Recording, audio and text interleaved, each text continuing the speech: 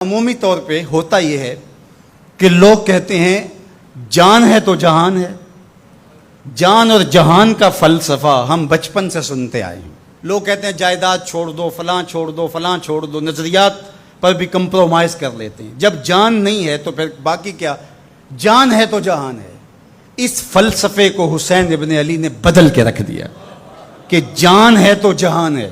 حسین نے بتایا جان نہیں ہے پھر بھی پوری کائنات تیری ہے. لوگ یہ کہتے ہیں کہ اگر لٹ گئے تو پھر سب کچھ برباد ہوگا.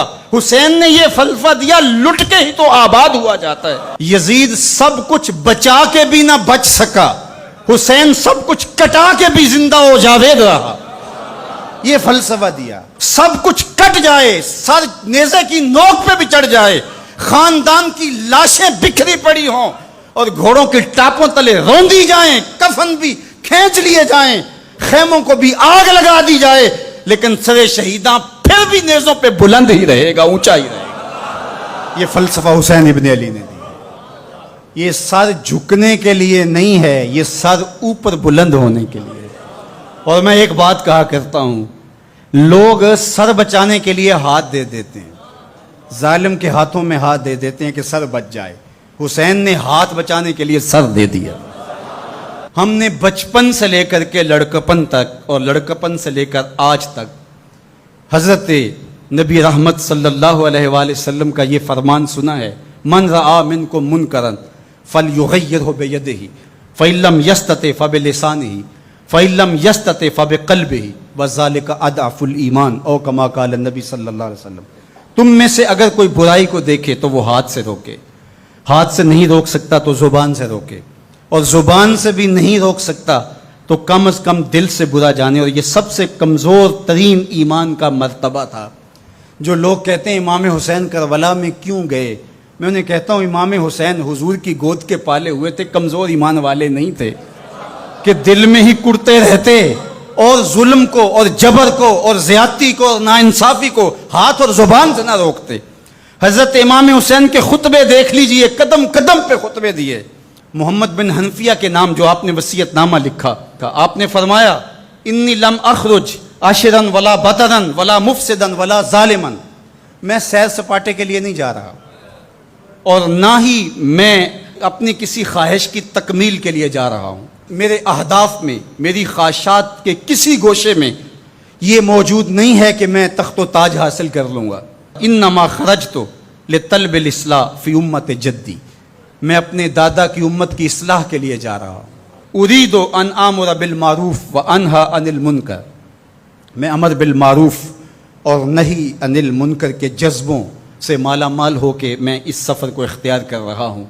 جب شریعت کا مذاق اڑایا جا رہا ہے، شریعت کی شکل بدلی جا رہی ہے، خلافت کا رشتہ قرآن سے ٹوٹ گیا ہے اور ایک نئی صورت دین کو دی جا رہی ہے، اور جو اس سانچے میں ڈھل کے دین نکلے گا وہ محمد عربی کا دین نہیں ہوگا جو طائف کے بازاروں سے لے کے مکے کی گلیوں تک، احد سے لے کر غزوہ حنین تک حضور نے خود اور اپنے اصحاب کو تکلیف میں ڈال کے جو دین دیا، جو امت تشکیل دی.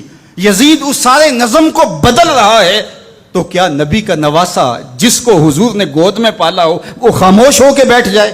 کہا حسین ایسا نہیں ہونے دے گا، اور اس کی جو بھی قیمت ادا کرنا پڑی حسین وہ قیمت ادا کرے گا. اور پھر اس کی قیمت چھوٹی نہیں تھی جو ادا کرنا پڑی.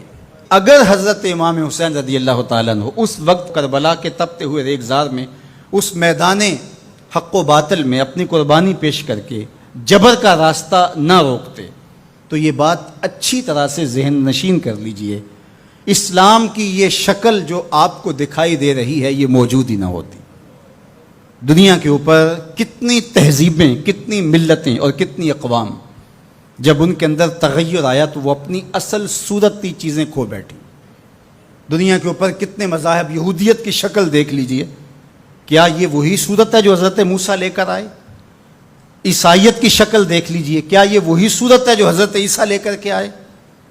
ابھی کچھ دن ہی نہیں گزرے تھے تو حواریوں کے بعد جو ہوا اور جس طرح سے دین عیسیٰ کا حلیہ بگاڑ کے رکھ دیا گیا، جس طرح موسوی دین کی شکل تبدیل کر کے رکھ دی گئی، تو کیا دین محمدی کی شکل باقی رہ جاتی؟ جب یوں دین کی صورت اور شکل کو بدلنے والے میدان میں آپ موجود ہوئے تھے، لیکن باقی ادیان، باقی تہذیبیں، باقی ملل، باقی قومیں، ان کی شکل اس لیے تبدیل ہو گئی کہ اس شکل کو بچانے والا کوئی حسین وہاں نہیں تھا، اور یہاں اس دین کی اصل صورت اور شکل اس لیے موجود رہی کہ اس دین کو بچانے والا حسین ابن علی موجود تھا۔ مسٹر گوکھلے نے کہا تھا کہ اگر حسین ابن علی رضی اللہ تعالی عنہ نہ کھڑے ہوتے تو اسلام یا تو مٹ ہی جاتا، اور اگر موجود رہتا تو اس کی وہ شکل نہ ہوتی جو محمد بن عبداللہ لے کر آئے تھے،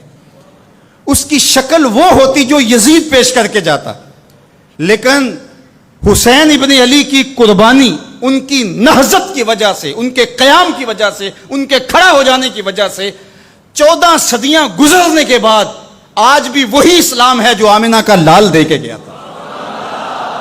یہ حسین ابن علی کا کام ہے جو حسین نے کیا۔ اس لیے حضور نے ناز کیا حسین پر، کہا کہ حسین منی و انا من حسین، حسین مجھ سے ہے اور میں حسین سے ہوں۔ یہ مجھ سے ہے کہ میری بیٹی کا بیٹا ہے، میری نسل ہے، میرا نسب ہے، میں حسین سے ہوں، قیامت تک میرے دین کا جھنڈا جھولتا رہے گا تو اس کی بنیادوں میں لہو حسین ابن علی کا۔ حضرت امام حسین رضی اللہ تعالی عنہ نے ایک بات کہی تھی جب بیعت کا آپ سے مطالبہ کیا گیا، تو آپ نے یہ نہیں کہا کہ میں یزید کی بیعت نہیں کرتا، بلکہ آپ کا جملہ تاریخ ساز ہے، بڑے لوگوں کا کلام بھی بڑا ہوتا ہے اور حکمت کے نور سے بھرا ہوا ہوتا ہے، قیامت تک ایک نسب العین دینا تھا۔ یہ نہیں کہا کہ حسین ابن علی یزید کی بیعت نہیں کرے گا، بلکہ کہا مثلی لا یبایع مثلہ، میرے جیسا اس جیسے کی بیعت کیسے کر سکتا ہے؟